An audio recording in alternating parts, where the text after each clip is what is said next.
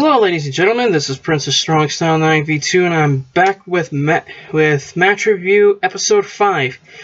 And yes, this is Episode 5. The previous one was Episode 4, actually, so apologies for that mistake. But I'm finally here to bring you Episode 5 of Match Reviews. Now, for this match review, I had decided back in November that I was going to do an Eddie Guerrero match review. However, I was A, busy, B, occupied with school, and C, lazy as hell, so I decided, well, why not? Now that I did my AJ Styles Shinsuke Nakamura match review, I might as well catch up with the other match reviews that I wasn't able to do, while also providing you guys with the next match reviews that I want to do in the future. And in the description, you'll see the link to the polls, but I'll explain what the polls are at the end of this video. So, for today's match review, Episode 5, we've got from WWE's No Way Out 2004, the main event for the WWE Championship. The champion, Brock Lesnar, defending against the challenger, Eddie Guerrero. This took place, February the 15th, 2004. About 13 years and 3 days to the day. Today, now that I'm watching and reviewing this matchup. This took place at the Cow Palace in San Francisco, California. So, how did this matchup come about? Well, after He Who Shall Not Be Named won the 2004 Royal Rumble match, he decided, well, might as well ditch the SmackDown brand, which he was originally on at the time, and go over to Raw to challenge the then World Heavyweight Champion Triple H for the main event at WrestleMania for the World Heavyweight Championship. And due to that decision, the then SmackDown General Manager Paul Heyman had to come up with a decision and an idea in order to crown the new #1 contender. And he was questioned by Mr. McMahon what he would do to crown the new #1 contender. So he decided, well, why not do on that very episode, January 29th, 2004, on that episode of SmackDown, a 15-man SmackDown Rumble. And the winner of that SmackDown Royal Rumble would not only be #1 contender for Brock Lesnar's WWE Championship, but he would get the title opportunity at the next SmackDown-only brand pay-per-view, No Way Out in San Francisco. And the competitors involved featured the then eventual winner, Eddie Guerrero, Billy Gunn, Bradshaw, Charlie Haas, Ernest Miller, Hardcore Holly, John Cena, Kurt Angle, Nunzio, Rhino, Rikishi, Shelton Benjamin, Tajiri, A-Train, and Big Show. And what are my thoughts on that match? It wasn't much of anything. Let's be honest, SmackDown 2004 was mediocre to pretty much near shit, real shitty. But one of the bright spots on SmackDown 2004 from what I saw was Eddie Guerrero. Not just because of the in-ring work, but also he was very damn entertaining at the time. Having some very good matches with Kurt Angle. He had a couple of really good matches with JBL eventually. But really, this was before the championship win, which we'll get to. And Eddie Guerrero being the eventual winner would occur after an angle that they did earlier in the night. So this was based off of the rivalry or the feud, I should say, that Eddie Guerrero was having with his nephew, Chavo Guerrero. So, after their split as a tag team in late 2003, Eddie and Chavo faced off at the Royal Rumble, which was an underwhelming and very disappointing matchup. The feud would continue, I believe, later on with one more match. However, right here, they did an angle where Eddie Guerrero was attacked in the locker room, and it seemed like he was going to have to go to the hospital and miss the SmackDown Royal Rumble. At the time of the angle, it was perceived that Chavo Guerrero, along with his father, Chavo Classic, who recently passed away, rest in peace, had been behind the attack. I don't know if they fully revealed that it was Chavo, both Chavo Sr. and Chavo Jr., but, I don't know. So when it came to bell time, Eddie Guerrero was able to make it and was limping. And I thought they did a very good job selling that angle. And eventually it was the final two between Eddie Guerrero and Kurt Angle, which would set up for another match that they would have later down the road, having a pretty damn good final few minutes actually in this matchup. And there you had it. Eddie Guerrero winning the SmackDown Royal Rumble, earning a WWE Championship match at SmackDown's next pay-per-view, No Way Out. However, although we got the opportunity, I'm going to be honest, the build-up was very weak, I'm not going to lie. Besides one promo, there really wasn't much to the story and the build-up to this matchup, which we'll also get to in a second. But with the build-up, they basically based it around two promos/segments. One was built up as an underdog story, the other as a redemption story. The underdog story, well, obviously, is of Eddie Guerrero facing the bigger, stronger, more dominant Brock Lesnar, who was the WWE Champion at the time. And they had a pretty good promo the following week. I don't know what the date of that episode was of SmackDown. But Eddie Guerrero cut a good promo there. And it was pretty much built up as like an underdog type of matchup. However, the following week, I think it was SmackDown February the 12th, I think it was. Yeah, February the 12th, 2004 edition of SmackDown. They did a segment before the main event tag matchup or handicap match, I don't remember what it was, where Brock Lesnar decided to throw a fiesta for Eddie Guerrero to commemorate him before getting destroyed by Brock Lesnar at No Way Out. After interrupting the mariachi, Eddie Guerrero came out and cut what I thought was an awesome promo. As I mentioned earlier, they built a story. They pretty much built up the underdog story, but right here, and I think this was the most compelling part of it, the redemption story. So years earlier, Eddie Guerrero was caught, overdosing.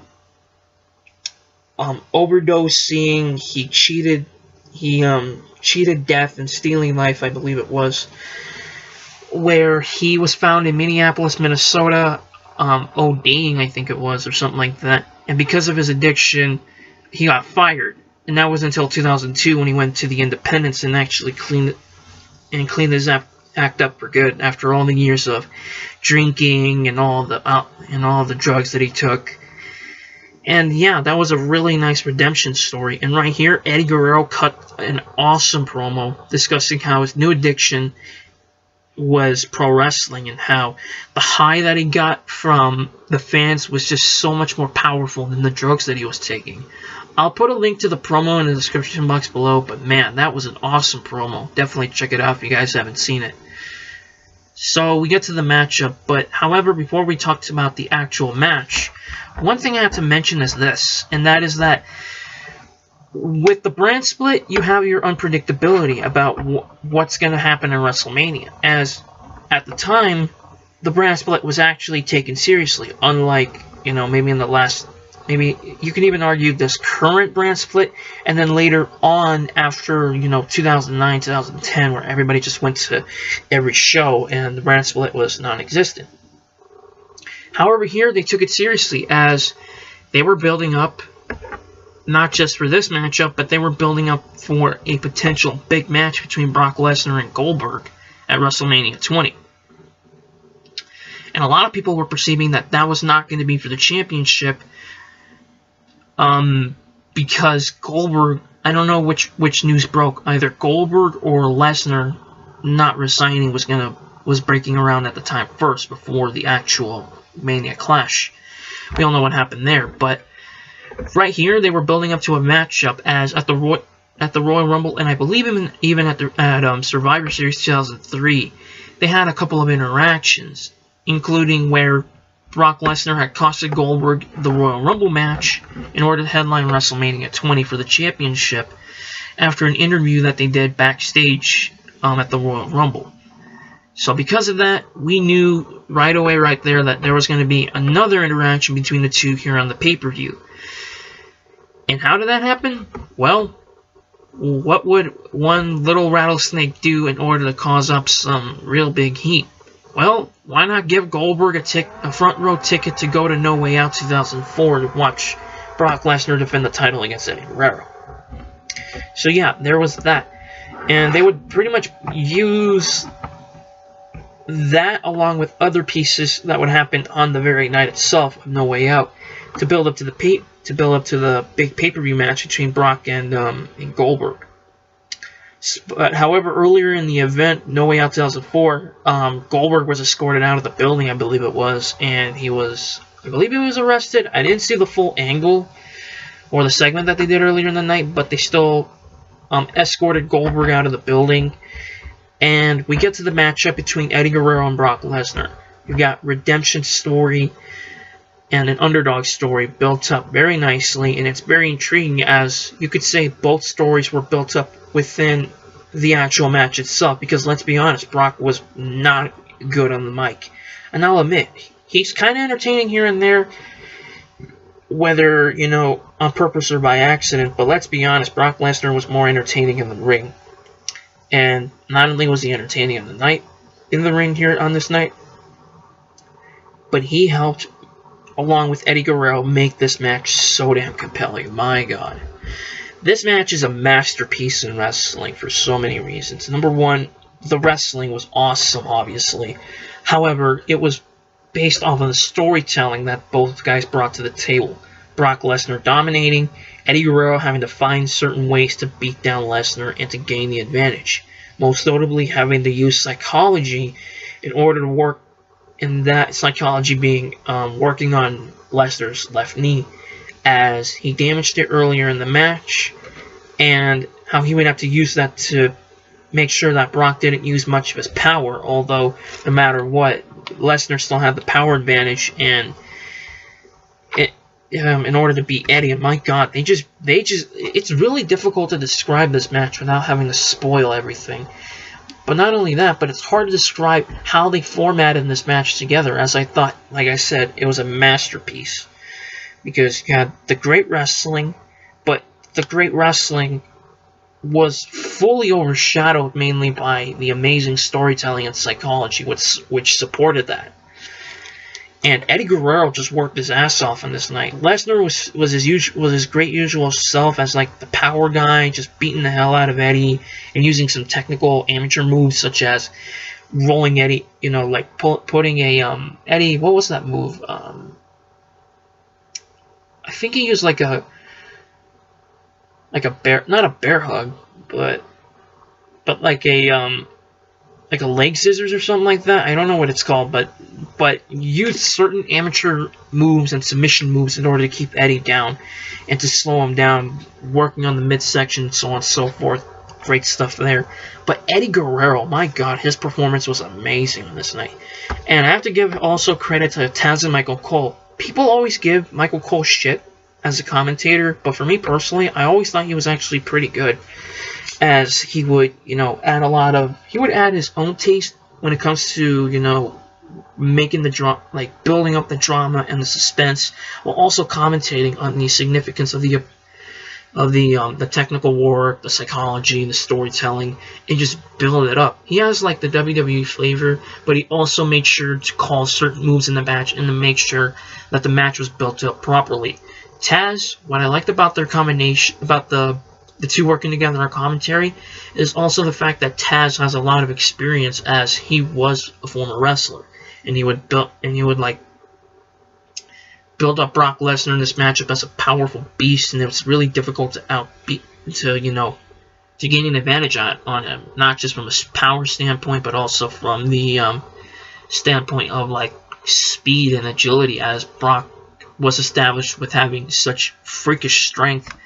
Not only that, but also just amazing speed and agility. I mean, watch some of the knees he actually threw, as Eddie was in the corner for one spot, and he just ran and hit him with a high knee.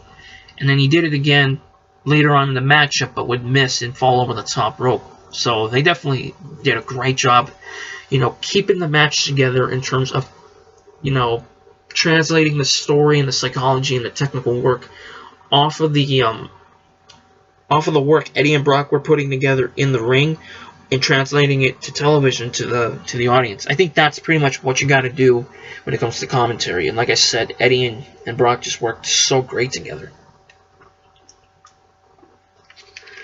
I think when it comes to this match, I think what stands out to me is that the actual work in the ring stands out more over the promos. And it's not just because Eddie is superior on the mic, but it's just that the personalities and the styles that both men work just meshed very well. It put together a very intricate story. The actual work and psychology was brilliant, and I thought Eddie Guerrero just added his own taste to it. And there was one really sweet moment in the matchup where Brock was stepping on Eddie Guerrero's chest, but Eddie grapevined Brock's left knee, which was already established as badly beaten after Eddie had hit the knee off the post. And he grapevined it and made sure to bring Brock down, and he turned it over into an STF, and just the transition to that was just so smooth and so intricate and very interesting in how he executed that. And there was more and more work on the knee, and Brock just overpowered Eddie. Just such an intricate match on so many levels. It's hard to describe, guys. My voice is hurting a little bit because, not just because I've been talking a lot, but just the fact that it's very difficult to really describe the match itself. I mean, you have many different elements that put this together as a masterpiece in wrestling. And speaking of masterpiece, I would say, had it not been for one little thing, and that was the Goldberg interference, I would have said that this was pitch perfect. Not just because of storytelling, psychology, technical work, the chemistry, the commentary, and even the crowd. While the crowd for me wasn't fully engaged in terms of the actual in-ring work, obviously, I was just annoyed by the fact that the San Francisco crowd didn't really support the actual match as they were supporting for Goldberg to come out. As it was expected, like, oh god, here comes Goldberg to attack Lesnar to build up to the WrestleMania match. And I think because of the build up to that match, it really made the result of this match very unpredictable for some people, actually. And Ludwig actually made some good points. If you go watch his old commentary on his second channel, he very well described how he wasn't really sure if Eddie was going to win the title or not, although he really wanted him to win the title at the time. But since Brock and Goldberg were leaving, and the fact that it wasn't going to be for the championship, and the fact that they also built up Kurt Angle and Eddie Guerrero in another potential matchup for WrestleMania, it just added so many dynamics to this matchup and how unpredictable it was. I don't know why, but I just feel like analyzing this matchup a lot. It's just very interesting. But we get to near the finish, but like I said, the Goldberg interference, that's the only thing that hurt this match from reaching that perfect score for me. The reason why is because I think it was, in a sense, contradictory. On the one hand, it made sense to build up the Goldberg-Lesnar match, as Lesnar screwed Goldberg out of winning the Royal Rumble match, so why not do the same thing and screw Lesnar out of the WWE Championship, and you build up this mega clash at WrestleMania 20. However, at the same time, it tainted Eddie's title win right here a little bit. Which, yes, spoiler alert, Eddie won the title. I mean, who the hell did not know Eddie was winning the title here? Or that Eddie won the belt on this night, excuse me. But like I said, that out the way, and this was a masterpiece, well built up, execution, psychology, storytelling. I love this matchup personally, and the finish was awesome, as it looked like Eddie was in deep trouble after he was looking to attempt to cheat by hitting Brock with the championship belt, but he is countered by Brock. And when Brock tries to hit the F5, Eddie Guerrero turns it around and hits Brock with a spinning DDT onto the championship belt. Oh my god, is Eddie going to do it? Is he going to do it? He gets to the top rope and hits the frog splash. 1, 2, 3. Eddie wins the championship, and that ends it. It was a classic matchup, guys. I love this matchup so much. It's one of the best matches of both men's career. This, for me, is my personal favorite Brock Lesnar match. The only one that combats it is actually probably the CM Punk match from SummerSlam 2013. And there was one other match that Eddie Guerrero had that almost won in the poll, actually. that I would say is the best match of his career, that being obviously the Rey Mysterio Jr. match from Halloween Havoc 97. But for me, this is pretty much a masterpiece in terms of storytelling and psychology. Just so intricate, so interesting. You need to see this matchup, guys. It's one of the best matches the company has ever had. And for me, I'm going to give this a 4 3/4 stars. I almost gave it 5, but I think it was because of the Goldberg interference that I heard it. But at the same time, it added to the match. Well, not added to the match, but it made sense in terms of build-up and storyline. So, yeah, this was a classic matchup, guys. Loved it. I'll say this, I'm not the best at doing match reviews, but I'm just here to give you my overall thoughts and just analysis on certain matches. But, yeah, this match is a classic. 4 3/4 stars. Easily one of the best matches of both men's careers. Oh, man. So, with that said... Excuse me. With that said, I'm actually going to announce the next match reviews. So with Ring of Honor celebrating 15 years this year, actually, as the company was started back in 2002 in Philadelphia, I decided, well, Ring of Honor has had so many classic matches and so many amazing, world title matches, tag title matches. I decided I'm going to go for double polls here for this match review, and that's going to be Ring of Honor World Championship matches. With Ring of Honor, the one thing I respect about them above other promotions is the fact that they've kept the championship, the Ring of Honor World Championship, so prestigious and so important to the company in terms of the quality of matches and just who earns the championship. And it's just amazing how they've just kept the title so prestigious over the years. So for this one, I'm going to be doing 2 polls. And that's going to be for Ring of Honor World Championship matches from 2002 to 2009. And Ring of Honor World title matches from 2010 to now.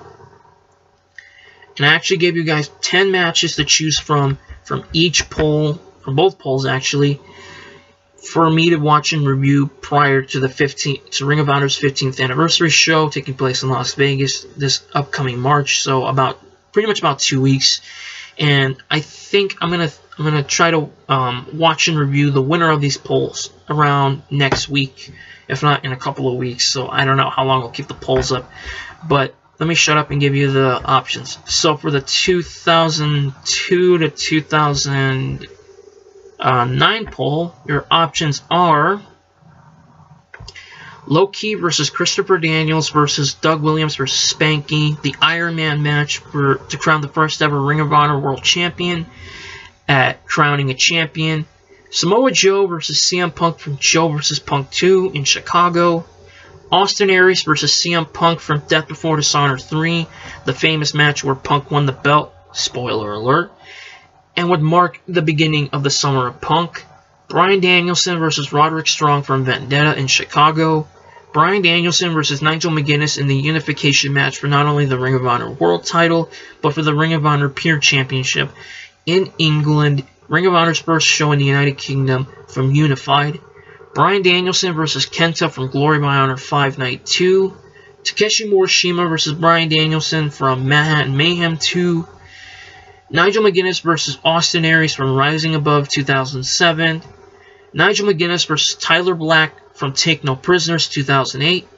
And last but not least, Nigel McGuinness versus Bryan Danielson versus Tyler Black versus Claudio Castagnoli, 4-way elimination matchup from Death Before Dishonor 6. Those are your options for 2002 to 2009 for ROH World title matches. Now let's go with the 2010 to today. And your options are Austin Aries versus Tyler Black from the 8th anniversary show, the match where Tyler won the belt. Tyler Black versus Davey Richards from Death Before Dishonor 8, the match that many people had acclaimed to be not only Ring of Honor's match of the year, but to an extent for some people, the 2010 match of the year. Roderick Strong versus Davey Richards from Final Battle 2010. Roderick Strong versus Eddie Edwards from Manhattan Mayhem 4. Eddie Edwards versus Davey Richards from Best in the World 2011. Davey Richards versus Michael Elgin from Showdown in the Sun Night 2, the critically acclaimed 5-star match from WrestleMania weekend, which was rated 5 stars by Dave Meltzer. The first match, actually, that got rated 5 stars from Ring of Honor in about 6 years. Kevin Steen versus Michael Elgin from Glory by Honor 11. Significant for being the first title match post Cornette era, as Jim Cornette was fired as head booker in 2012 after what was an atrocious year for ROH in 2012. Kevin Steen versus El Generico, or as for those of you who don't know, Sami Zayn. Ladder War from Final Battle 2012. Jay Briscoe versus Jay Lethal for the ROH World Title versus the ROH Television Championship from Best in the World 2015. And last but not least, Jay Lethal versus AJ Styles from Final Battle 2015. AJ Styles' last Ring of Honor match, I believe it was.